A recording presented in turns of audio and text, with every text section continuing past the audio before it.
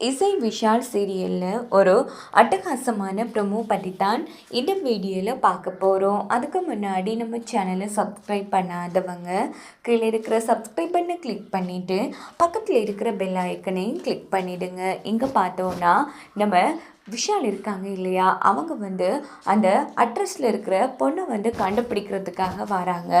அப்படின்னு பார்த்து என்ன நடக்குதுன்னா, அந்த அசோக்கோட வைஃப் கடையில் நகையை அடகு வச்சுட்டு பணத்தை எடுத்துகிட்டு வந்துட்டுருக்காங்க. வார வழியில் விஷால் பைக்கில் மோதிடுறாங்க. எங்கே பார்த்து வர மாட்டிங்களா அப்படின்னு அந்த பொண்ணு கேட்டதும், சாரிங்க, இந்த ஏரியாவில் தான் ஒரு அட்ரஸை தேடி வந்தேன், உங்களுக்கு தெரிஞ்சா இந்த அட்ரஸ்க்குரிய வீடு எங்கே இருக்குன்னு கண்டுபிடிச்சி கொடுக்க முடியுமா அப்படின்னு விஷால் அந்த பொண்ணுக்கிட்ட அட்ரஸை காமிக்கிறாங்க. இது நம்ம வீட்டு அட்ரஸ் ஆச்சு, இவர் எதுக்காக கேட்குறாரு அப்படின்னுட்டு, ஏங்க உங்களுக்கு எதுக்கு இந்த அட்ரஸ்?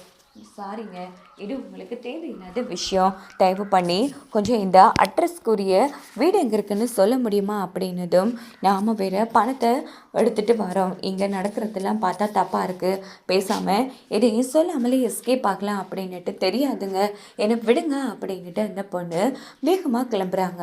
அப்போது விஷாலுக்கு சந்தேகமாக இருக்குது, இவ போகிற வேகத்தை பார்த்தா ஏதோ தப்பாக இருக்கே அப்படின்னுட்டு விஷால் என்ன பண்ணுறாங்கன்னா, அந்த லேடிக்கு தெரியாமல் பின்னாடி ஃபாலோ பண்ணிட்டு போகிறாங்க. பார்த்தா விஷால் தேடி வீட்டு அட்ரஸில் தான் அந்த பொண்ணு போகிறாங்க. ஸோ நம்ம விஷால் கண்டுபிடிச்சிட்றாங்க ஏதோ தப்பாக இருக்குது அப்படின்னுட்டு.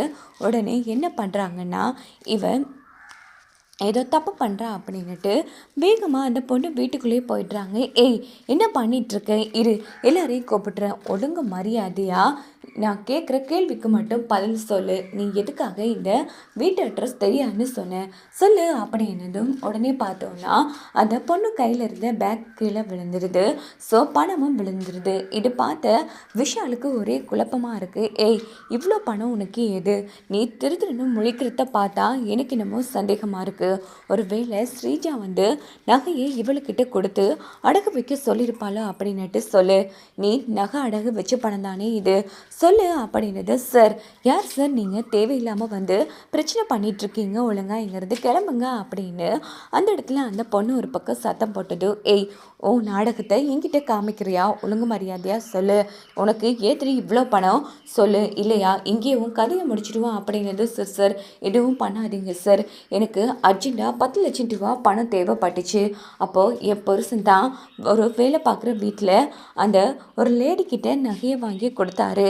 நானும் நகையை கொண்டு போய் சேட்டுக்கிட்ட அடகு வச்சு இந்த பணத்தை எடுத்து வந்தேன் அப்படின்னதும், ஓஹோ அப்படியா, சரி, ஓ புருஷன் பேர் என்ன சொல்லு அப்படின்னதும், ஐயோ இவர் என் ஹஸ்பண்ட் பேர்லாம் கேட்காரே அப்படின்னுட்டு, அதுவா என் புருஷன் பேர் அசோக் அப்படிங்கிறாங்க. சரி, ஒழுங்கு மரியாதையா நீ அடகு வச்சு கடைக்கு வா, போகலாம் வாடி அப்படின்னதும் அந்த லேடியும் நம்ம விஷால் கூட கிளம்பி அடகு வச்சு கடைக்கு அந்த நகையை சேட்டுக்கிட்ட காமிக்க சொல்கிறாங்க. சேட்டும் நகையை காமிச்சதும், ஐயோ இது அம்மா வர்ஷினிக்காக கொடுத்த நகையாச்சே, அப்படின்னா கண்டிப்பாக இந்த ஸ்ரீஜா தான் இவகிட்ட இந்த நகையை கொடுத்துருப்பா அப்படின்னுட்டு, ஏய் சேட்டு, இந்த பணத்தை எடுத்துகிட்டு நகையை கொடு, அது எங்கள் வீட்டு நகை, இவ திருடிட்டு வந்துட்டா அப்படின்னதும், ஐயோ இந்தாங்கோ அப்படின்னுட்டு சேட்டும் பணத்தை நகையை கொடுத்துட்றாங்க. எவ்வளோ தைரியம் இருந்தால் எங்கள் வீட்டு நகையை எடுத்துகிட்டு சேட்டு கடையில் அடகு வச்சிருப்பேன். ஏய், ஒழுங்கு மரியாதையா நீ வீட்டுக்கு இந்த நகையை யார் உங்ககிட்ட கொடுத்தா,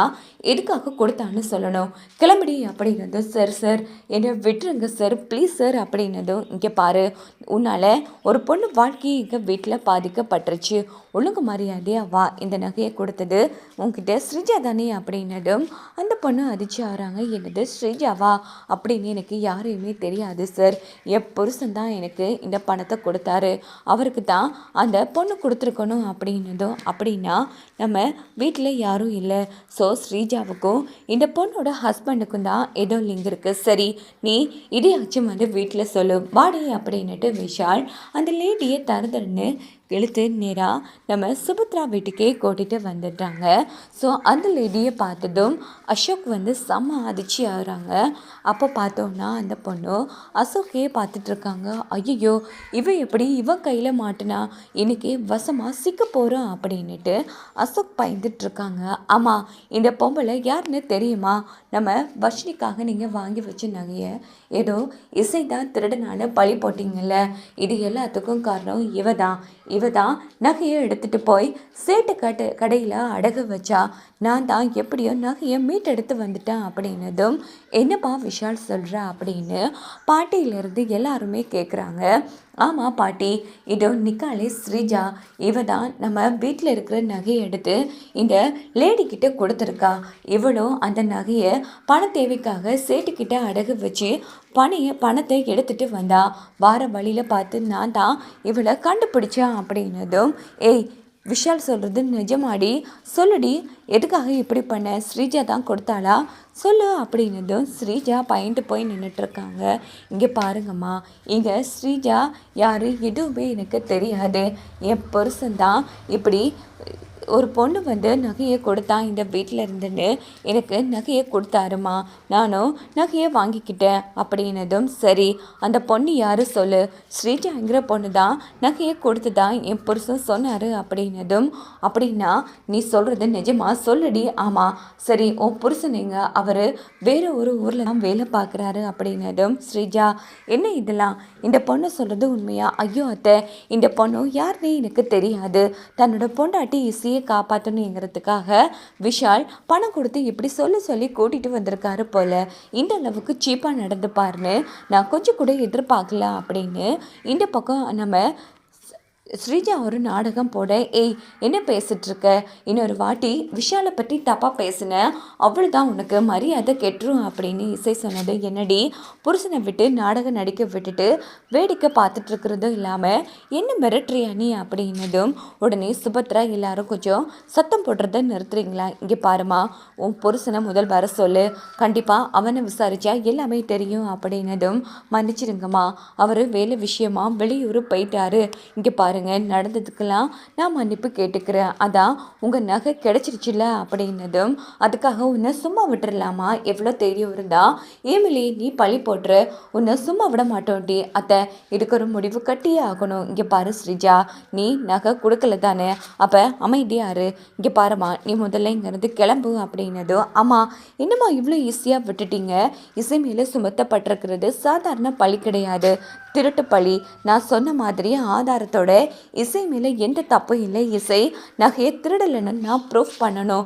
நீங்கள் என்னென்னா ஸ்ரீஜா பேச்சை கேட்டுட்டு அவளை அனுப்புகிறீங்க. இன்னும் நல்லா விசாரிச்சிருக்க, இதில் ஸ்ரீஜா தான் சம்மந்தப்பட்டிருப்பான்னு தெரிஞ்சிருக்கும் இல்லையா அப்படின்னதும், இங்கே பாரு, உன் பொண்டாட்டி நகையை எடுக்கலைன்னு நானும் உன்ன மாதிரி நம்புகிறேன், ஆனால் நம்மளை சுற்றி வேறு ஏதோ நடந்துட்டுருக்கு.